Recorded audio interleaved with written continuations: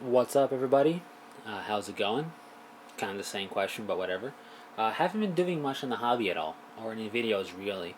Kind of been a bit of a slump, a bit of a recession, if you will.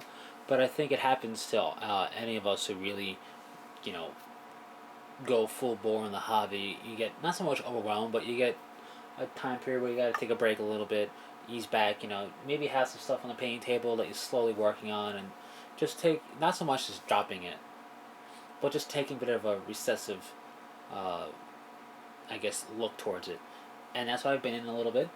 So sorry for that. But I think it's a healthy thing to have happen. And the inspiration bug is nibbling again. So I will be jumping into the hobby. Or back, I shouldn't say jumping into it because I never really left it. Jumping back into the fervor or the intensity a little bit I'm used to doing soon. So you can expect more that way. And I thought a good way to kick it off would be talking about the Outcast Dead. I pretty much just finished it the other day. As of November of 2011, it's the most current, the latest Horse Heresy novel to have been released. I say that because 2 years from now it won't be, obviously, but as of November 2011, it's the latest Horse Heresy novel, written by Graham McNeil, who also wrote A Thousand Suns.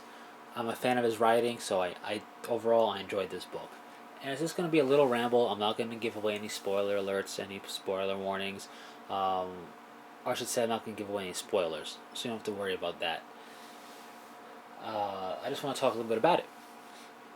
So, The Outcast Dead is a novel in the Horus Heresy series, and it's a novel that I enjoyed, and I expected to kind of have it be dragging a little bit. And I guess partly due to the fact that I like the way Graham McNeil writes, and also due to the fact that I just got into the novel, of course. The book didn't drag at all for me. To give you a couple examples of books that had a little bit of a dragging point in them, not a lot, not major dragging, but just a little bit, I would say, even though I enjoyed them both, Legion and Fulgrim, I did enjoy both books. I think Fulgrim was one of the weaker books in the series, but I did enjoy it.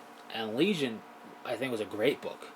Um, I think it was one of the first Horus Heresy books to take a different perspective in terms of writing the Horus Heresy thing, the whole Horus Heresy time period a bit. And uh, even though I enjoyed it a lot, I think it also dragged a little bit. So, the Outcast Dead, which I expected to be dragging just because of the concept of it, didn't drag at all. And part of that would be to the fact that there are space marines in this novel. I thought the way it was described that there wouldn't be, but there are, and it works very well, I think. So, not a spoiler alert because you'd figure it out if you look at the dramatis persona, whatever they call this thing, the roster of the characters that are important in this book. You'd see them there. And I always look at that before I read so I kind of know who I'm reading about.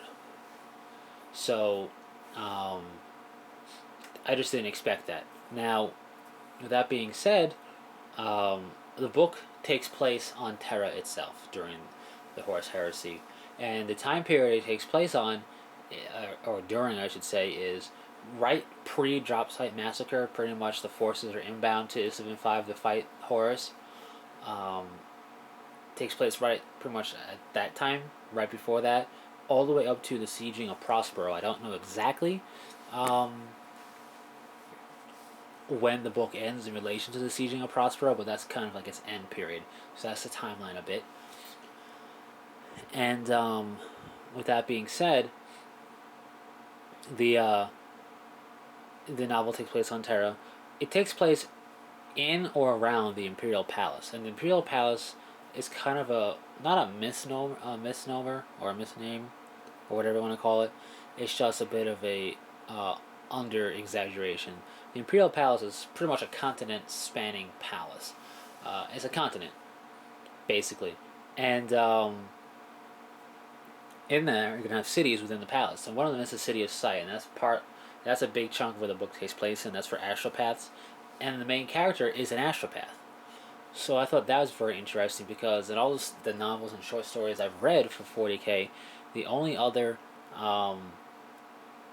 novel that did something through a similar eyes would be a navigator, and it was a short story. I forget which book was in, but it's not anything Horus Heresy related. So I thought it was a bit unique to have it through the eyes of an astropath. And with that being said, you get to see basically um, normal normalcy, normal people in this time of legend, which is pretty cool.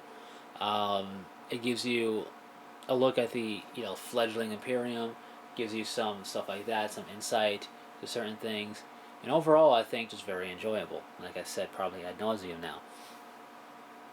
A couple of things to be careful for. If you were expecting big, grand um, battle, big, grand, wonderful battles of awe-inspiring, legendary things like that, this is not that. This is very much a down, dirty tale of strife and trying to overcome strife.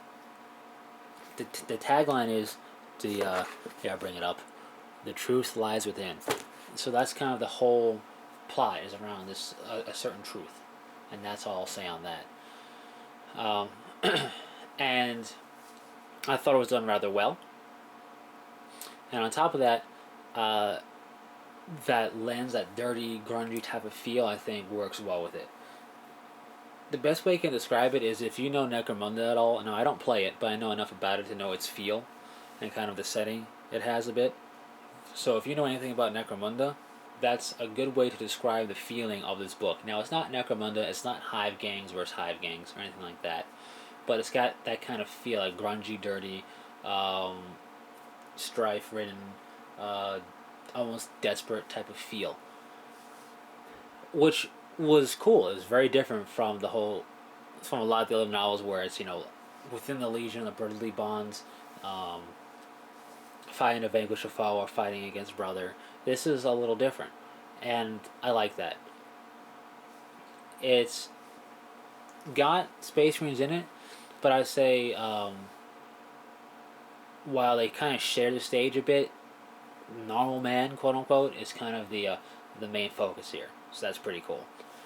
Anyways, I don't want to ramble too much farther on in this, and I don't want to give away any plot points because what's the fun of reading the book if the plot points are kind of given away? So I'm going to just leave it at that. And I'll end this video by saying if you're a fan of the Horus Heresy series, you should enjoy this book. If you like the idea of reading through the lens of an astropath, I think you'll enjoy this book. And what's nice about it is you don't need to know anything specific that happened in any of the other books. The Isstvan 5 drop site massacre, the sieging of Prospero. These are things that if you know any kind of normal amount of fluff regarding Space Marines / Chaos Space Marines and the Imperium, you probably have heard them mentioned before. And that's all that really matters here. So that's pretty cool. You also get to see kind of the effects of pandemonium and panic and fear that you don't normally see when you have characters and pretty much a setting focused on Space Marines. But being focused on the common man in the Imperium at large is pretty cool. On Terra itself, even cooler. So I like that. So yeah, that's the Outcast Dead. I recommend it. I do. And like I said, you don't need to know anything about the other novels, or even about the Horus Heresy, really, aside from the fact that this was a time when the Emperor was alive, the Primarchs walked amongst their legions, and the Space Marines are trying to retake the galaxy, and that's the Great Crusade, and the Horus Heresy is the betrayal by Horus, and the whole galactic civil war that ensued. I don't know why I stumbled on that sentence, but I did. Anyways, that's it for the Outcast Dead. Some videos that will be forthcoming quicker than normal. Well, not so much quicker than normal, quicker than I probably would have done them. One of them will be on Death Watch, kind of a basic thing on Death Watch. I had kind of a request for that, so I will be doing that. I'm going to read up on it again some more. I'm kind of rusty on some of its rules to explain it a bit. But I'm going to do kind of a open book video of that to come. Hopefully some stuff for the Dark Angels model I've been painting for the past, decade? I have no idea. And just more stuff on Necrons, Dark Angels, Grey Knights, and all that jazz. So, until next time, take it easy.